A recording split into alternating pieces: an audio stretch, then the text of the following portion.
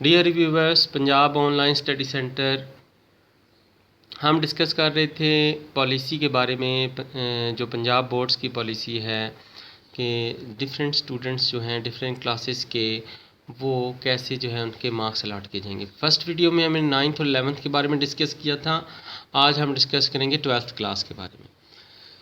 उसकी different categories हैं। Category number 1 जो है उसमें है कि तमाम स्टूडेंट्स जो हैं, कैटेगरी नंबर 1 में तमाम स्टूडेंट्स जो है वो प्रमोट हो जाएंगे अगर वो किसी सब्जेक्ट पार्ट 1 में फ़ेल नहीं हैं तो। ठीक है, सेम वही क्राइटेरिया होगा कि उनके जो 11th के मार्क्स होंगे उनको हम डबल कर देंगे और उसमें 3% एडिशनल मार्क्स ऐड कर देंगे।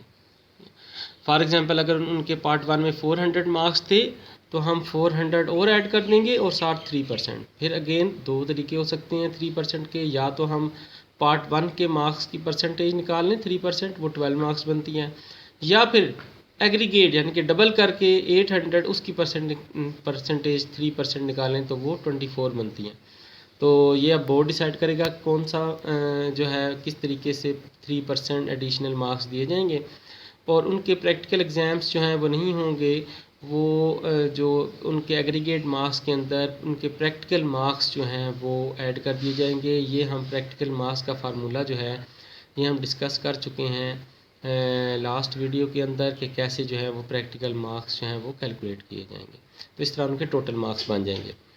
उसके बाद कैटेगरी 2 आती है इम्प्रूवमेंट के सिलसिले में। जो ऐसे स्टूडेंट्स जो कि पार्ट 2 इम्प्रूव करने जा रहे थे, यानी कि पार्ट 1 उनके अच्छे मार्क्स थे और पार्ट 2 जो है वो दे रहे थे पेपर, तो उनको फिर पार्ट 1 के जो मार्क्स थे वो ही मार्क्स पार्ट 2 में अलाट कर दिए जाएंगे। और जो प्रैक्टिकल नए नहीं होंगे बल्कि ऑलरेडी जो उनके प्रैक्टिकल के मार्क्स हैं वही लगेंगे। उसके बाद कैटेगरी 3 आती है, ये भी इम्प्रूवमेंट के सिलसिले में है। ऐसे स्टूडेंट्स जो कि पार्ट 1 को इम्प्रूव कर रहे थे और उनका पार्ट 2 जो है वो उनके अच्छे मार्क्स थे, तो ऐसे स्टूडेंट्स को पार्ट 2 वाले सारे मार्क्स पार्ट 1 में दे दिए जाएंगे और प्रैक्टिकल के नंबर वही रहेंगे। उसके बाद कैटेगरी 4 है इम्प्रूवमेंट की। ऐसे स्टूडेंट्स जो कुछ सब्जेक्ट्स को इम्प्रूव कर रहे थे, कुछ सब्जेक्ट्स को इम्प्रूव कर रहे थे, तो उसका फिर क्राइटेरिया क्या होगा कि जो हाईएस्ट मार्क्स होंगे किसी भी पार्ट 1 के या पार्ट 2 के, उसके जो हाईएस्ट मार्क्स होंगे जिसमें उसको ही डबल करके उसको मार्क्स दे दिए जाएंगे। जिस तरह फॉर एग्जांपल फ़िज़िक्स में जो उसके प्रीवियस मार्क्स थे, पार्ट 1 में थे 40 मार्क्स और पार्ट 2 में थे 70 मार्क्स। ठीक है, तो फिर क्या हो जाएगा कि ये पूरा फिज़िक्स का पेपर वो बच्चा जो है रिपीट कर रहा है, तो ये टोटल 110 मार्क्स बनते हैं। तो अब देखिए इसमें हाईएस्ट मार्क्स कौन से, पार्ट 2 के 70, तो पार्ट 1 में भी वो 70 ही मार्क्स कंसिडर हो जाएंगे, 70 और वो वही रहेंगे। तो इस तरह ये 110 से 140 मार्क्स हो गए, यानी कि जो थोड़े मार्क्स थे उनको हाईएस्ट मार्क्स में कन्वर्ट कर दिया।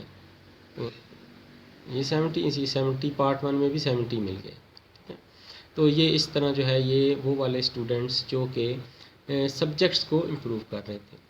उसके बाद कैटेगरी नंबर 5 आती है, ये भी इम्प्रूवमेंट के सिलसिले में है। जो दोनों पार्ट्स को इम्प्रूव करना चाह रहे थे, या तो उन पे कैटेगरी नंबर 4 अप्लाई होगी या फिर अगस्त में उनके स्पेशल एग्ज़ाम्स होंगे। ये अभी बोर्ड डिसाइड करेगा, अभी ये डिसाइड होना बाकी है। कैटेगरी 6 कौन से हैं, वो स्टूडेंट्स जिनकी 1 या 2 पेपर में सप्लियाँ हैं, पार्ट 1 में या पार्ट 2 में या दोनों पार्ट्स में, तो उनके मार्क्स जो हैं वो पास्ट जो सब्जेक्ट हैं उनकी परसेंटेज निकाली जाएगी और उनका फिर एवरेज लिया जाएगा और वो एडजस्ट कर दी जाएंगे। उनके फेल जो सब्जेक्ट्स हैं उनके अंदर उनको पास कर दिया जाएगा। कैटेगरी नंबर 7 है, ऐसे स्टूडेंट्स जिनका लास्ट चांस था अपीयर होने में एग्ज़ाम्स में, उसके बाद उन्होंने नया दाखिला भेजना था, उनको भी इसी तरह फार्मूला लगाकर उनको जो है एवरेज फार्मूला लगाकर उनको पास कर दिया जाएगा।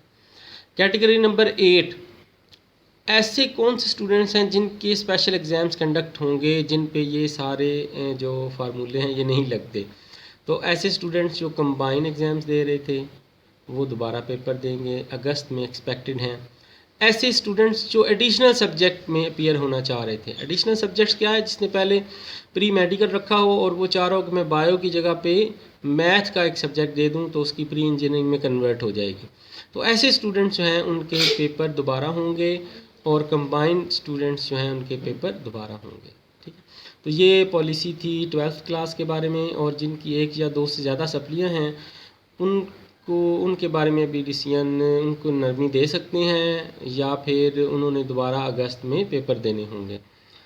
उसके बाद इम्पॉर्टेंट अनाउंसमेंट होगी कि सारे स्टूडेंट्स जो हैं जिनको इस पॉलिसी पे एतराज़ है, ऑब्जेक्ट करते हैं, जो वो 15 जुलाई से पहले अपने अपने बोर्ड की इंतज़ामिया को इतला देंगे।